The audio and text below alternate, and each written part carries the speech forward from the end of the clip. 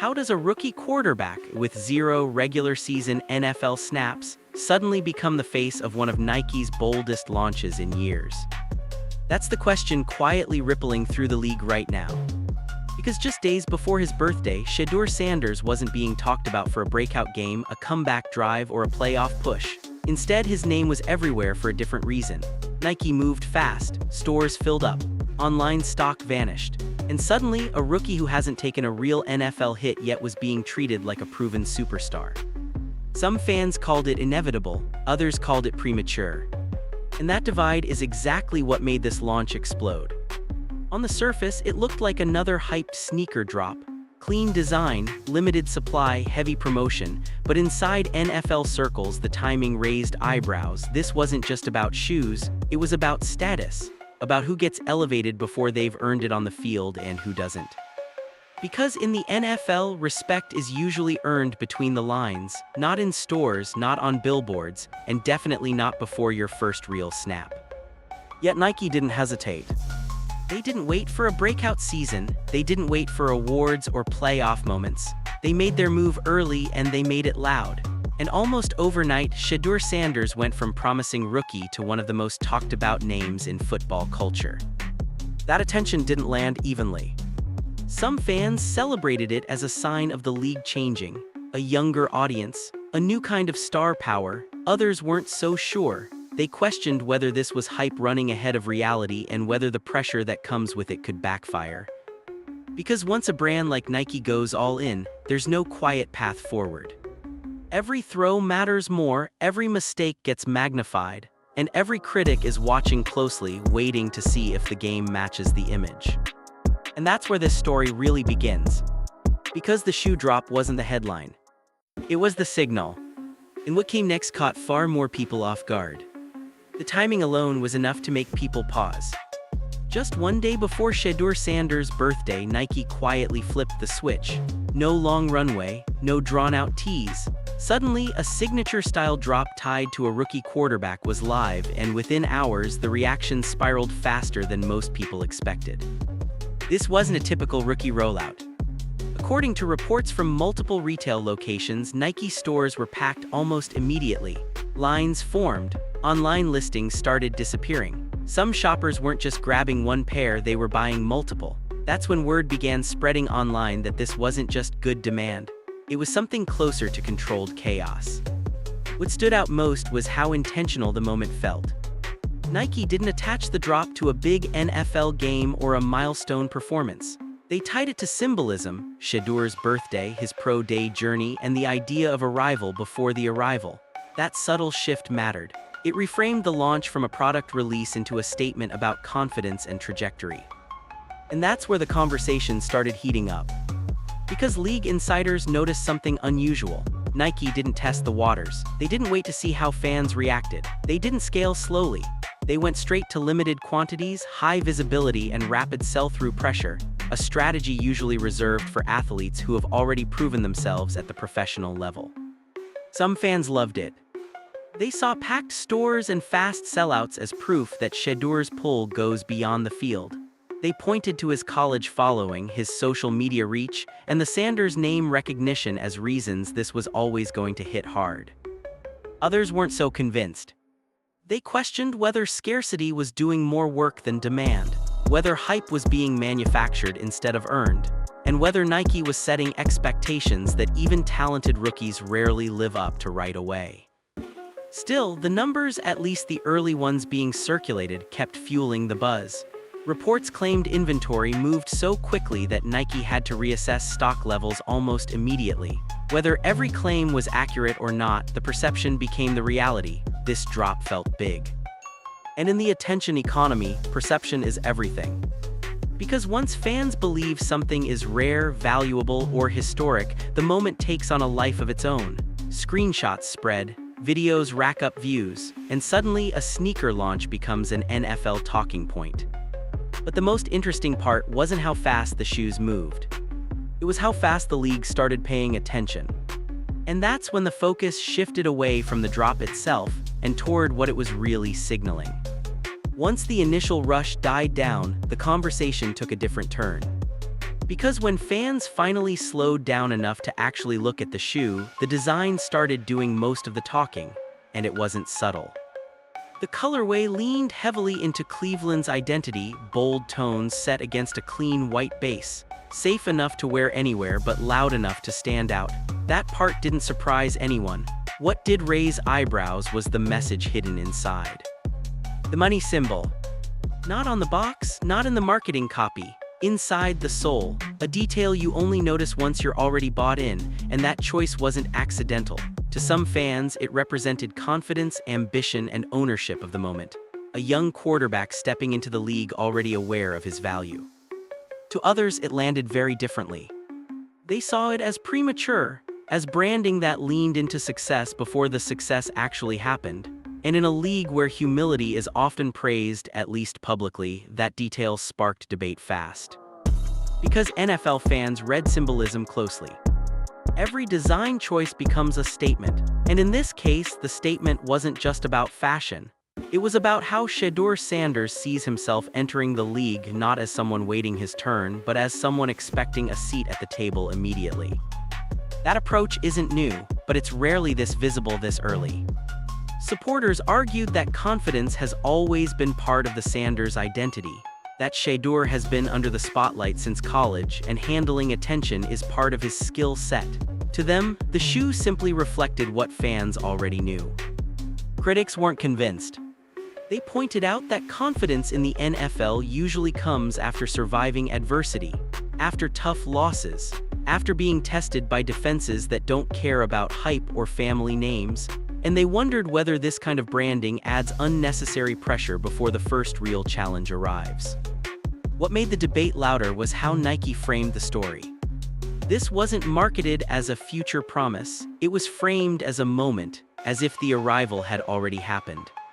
And that framing pushed the discussion beyond sneakers and into expectations.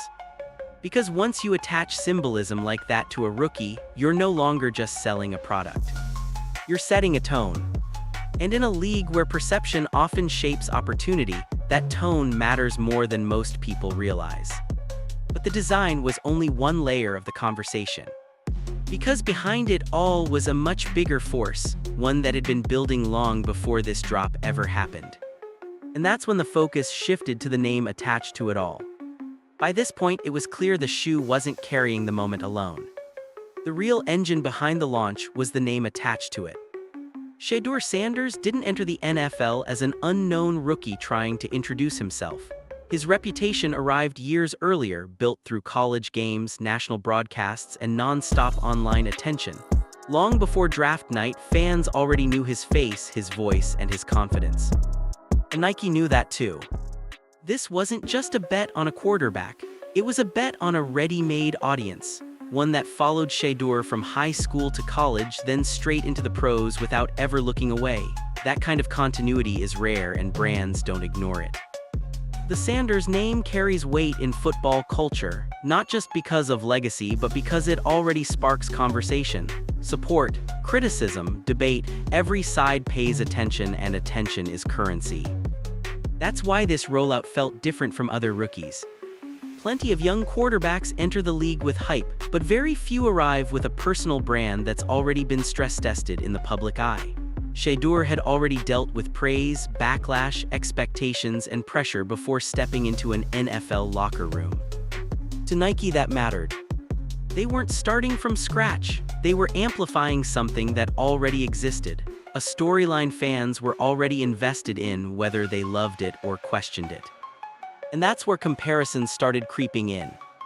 Fans began lining Shedeur up next to other recent rookies, players with strong college resumes, high draft positions, big football pedigrees, and yet none of them received this kind of early cultural push. That contrast fueled even more debate. Some fans argued that marketability isn't about draft slot, it's about connection, about visibility, about whether people care enough to watch, comment, and argue, and by that metric, Shedeur was already ahead. Others weren't sold. They questioned whether branding had started to outrun football, whether legacy and exposure were being rewarded more than production. and whether that imbalance would create resentment, especially in a league where veterans grind for years to earn similar attention. What made it louder was the silence from Nike. They didn't respond to criticism. They didn't clarify intentions. They let the reaction roll. Because from a branding perspective, both sides were doing the work for them, boosting reach, engagement, and relevance without a single extra ad. By now, it was obvious this wasn't accidental. Nike wasn't chasing approval, they were chasing impact. And that raised a new question, one that shifted the tone of the conversation entirely. Because once money entered the discussion, the hype turned into scrutiny. And that's when analysts started pushing back. That's when the conversation stopped being celebratory and started getting careful. Because once dollar figures began circulating online, the tone shifted almost overnight. Screenshots, claims, viral posts suggesting eye-popping endorsement numbers tied to Shedeur Sanders, numbers that, to many analysts, didn't line up with how rookie deals usually work. And that's where the pushback began. Some fans repeated the figures without hesitation. Others paused. Former players, cap analysts, and sports business voices started pointing out something important. Early endorsement deals are often complex, layered, and performance-based. Headlines rarely tell the full story. Reports claimed massive totals attached to Shedeur's Nike partnership, but most of those figures were never officially confirmed, and that distinction mattered. Because in the NFL, perception can quietly become expectation. Analysts emphasized that endorsement values are often spread across incentives, milestones, and future performance triggers, not guaranteed money handed over on day one. Yet once the bigger numbers hit social media, nuance disappeared. And the scrutiny intensified. Some voices questioned whether inflated figures were doing Shedeur any favors, not because success is bad, but because unrealistic expectations can turn quickly. Fans don't just watch how rookies play, they watch whether the hype matches the reality. Others raised a different concern. They pointed out how rare it is for rookies, especially quarterbacks, to receive this level of commercial attention before proving themselves on Sundays. And they wondered how that visibility might land inside a locker room where respect is often earned through reps, not reach. No confirmed conflicts, no public complaints. But reports suggested mixed reactions among fans and insiders alike. Excitement on one side, skepticism on the other, and in between, a growing awareness that Shedeur Sanders was now being held to a different standard. Because money changes the conversation. Once financial narratives take over, mistakes don't feel small anymore. A bad game isn't just a bad game, it's framed as a mismatch between image and output. And analysts know how quickly that framing can snowball. Still, not everyone saw this as a problem. Some argued that modern stars don't wait for permission. That branding now moves at the speed of attention, not tradition. And that Shedeur was simply navigating the league as it exists today, not as it used to be. But even those supporters admitted one thing. This level of visibility removes the safety net. There's no quiet adjustment period, no background development. Every throw, every decision, every headline now lands under a brighter light. And while the internet debated the numbers, another tension quietly lingered beneath the surface. Because the money talk didn't just affect public opinion. It changed how closely everyone started watching what happened next. What didn't show up in headlines was what mattered most. Inside NFL locker rooms, hype travels differently. Players don't scroll for viral clips. They notice treatment, access, attention. And when a rookie arrives carrying more spotlight than snaps, it rarely goes unnoticed. That's where the conversation quietly shifted. There were no public blow-ups, no quotes calling anyone out, but according to reports and longtime observers of NFL culture, reactions inside teams are rarely loud at first. They're subtle. A raised eyebrow, a side comment, a different expectation placed on your shoulders. Because in the NFL, status is usually earned through repetition, showing up early, staying late, taking hits, and proving you belong when the lights are on. When a rookie enters already positioned as a marketing centerpiece, that traditional order gets tested. Some veterans understand the business side. They've seen how the league has changed. They know brands move faster than locker room hierarchies. To them, Shedeur's situation isn't personal, it's just the modern NFL. Others are more cautious. They remember players whose hype arrived early and faded just as fast. They've seen how quickly praise turns into pressure, and they know that when expectations are sky high, patience runs out quickly.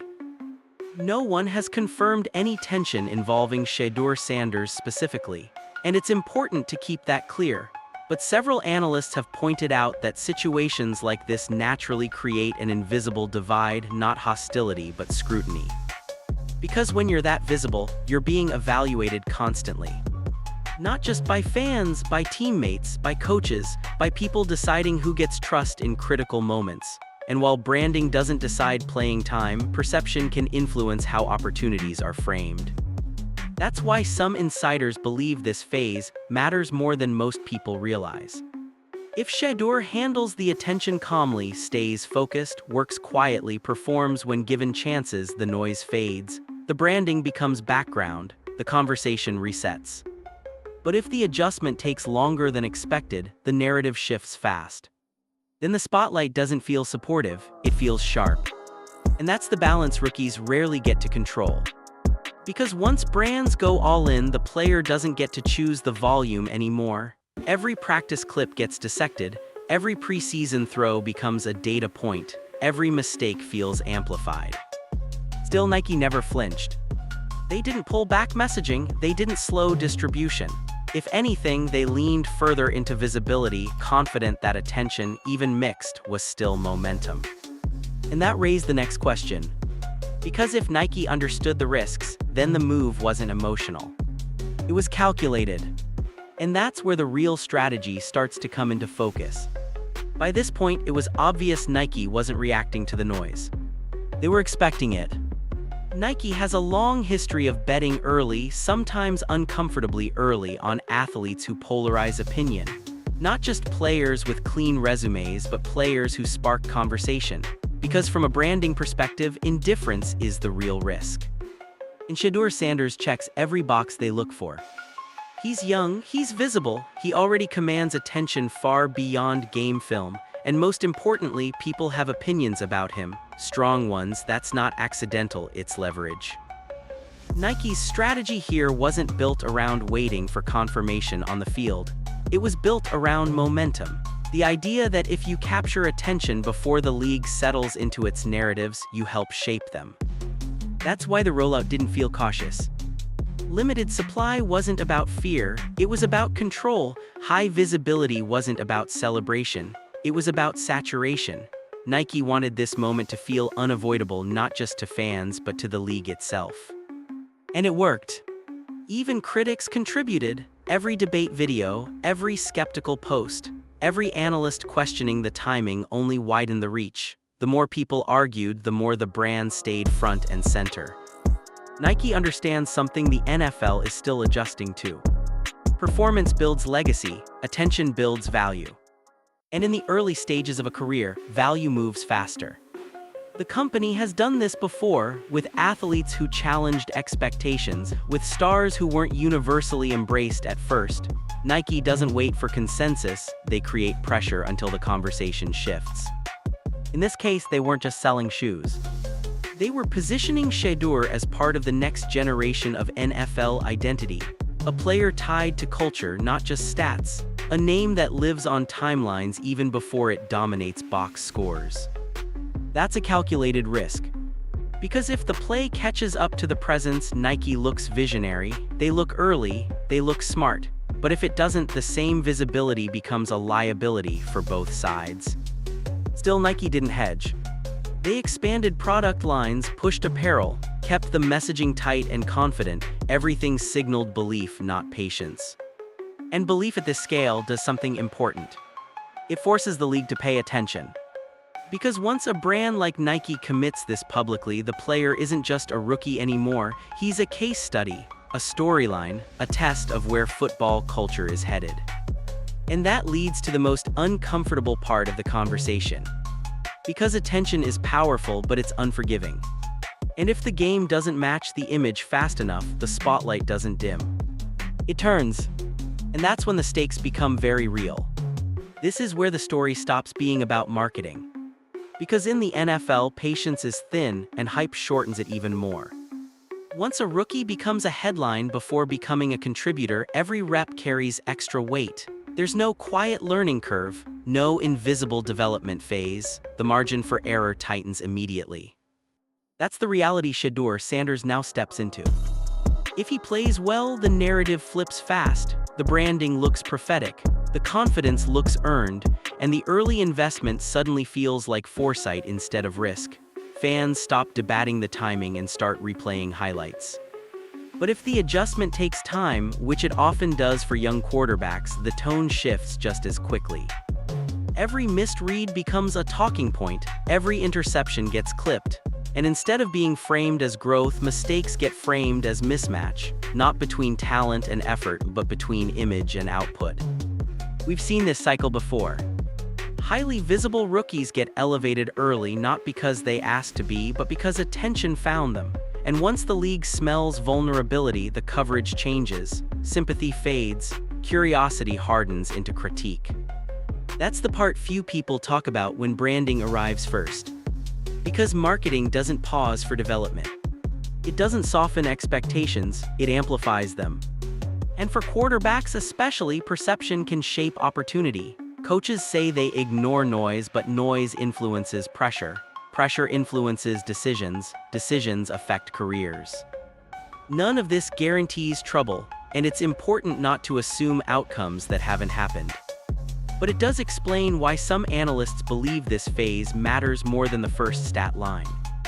How Shedeur handles this stretch, the scrutiny, the comparisons, the constant evaluation will quietly define how forgiving the league becomes, whether fans stay patient, whether narratives stay flexible. And that's why the conversation hasn't cooled down. Because the stakes are now visible.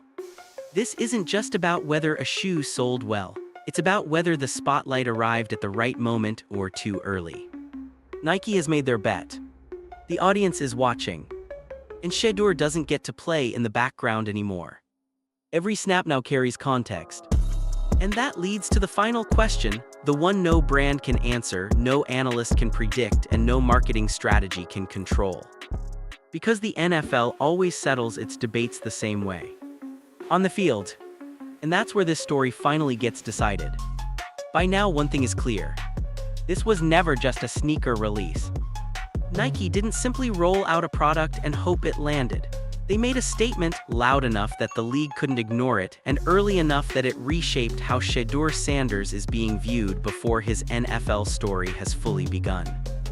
From the timing of the drop to the symbolism in the design, everything pointed in one direction. Belief, confidence, commitment. Nike wasn't waiting for confirmation, they were planting a flag. And that's what makes this moment so interesting.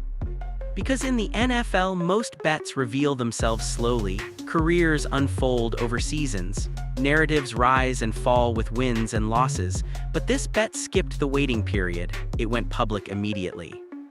For Shedeur, that changes everything. He's no longer just a rookie trying to find his footing, he's a visible investment, a headline, a conversation people already have opinions about whether they've watched a snap or not. That kind of attention can be fuel. It can sharpen focus, build momentum, and accelerate opportunity. Some players thrive under it. They use the noise as energy. They lean into the expectation and grow faster because of it. But attention can also be unforgiving. It doesn't allow mistakes to stay small. It doesn't give space for quiet growth. And once a narrative starts leaning one way, it takes something undeniable to pull it back. That's the balance Shedeur now has to manage. Nike has already done its part. The platform is there, the visibility is there, the audience is locked in. What happens next isn't about branding decisions or launch strategy anymore. It's about football. Because the league has a way of flattening hype, of stripping things down to execution, preparation, and performance. No matter how big the moment feels off the field always has the final word. And that's what makes this such a fascinating turning point. If the play matches the confidence, this launch will be remembered as the moment Nike saw something before everyone else did. If it takes time, the same spotlight will test patience from fans, analysts, and critics alike. Either way, the quiet phase is over. This bet can't fade into the background, it can't be walked back. It can only move forward one snap at a time. And that's the part no brand can control. Because in the end, the NFL doesn't reward potential. It rewards what shows up on Sunday. And that's where this story finally gets its answer.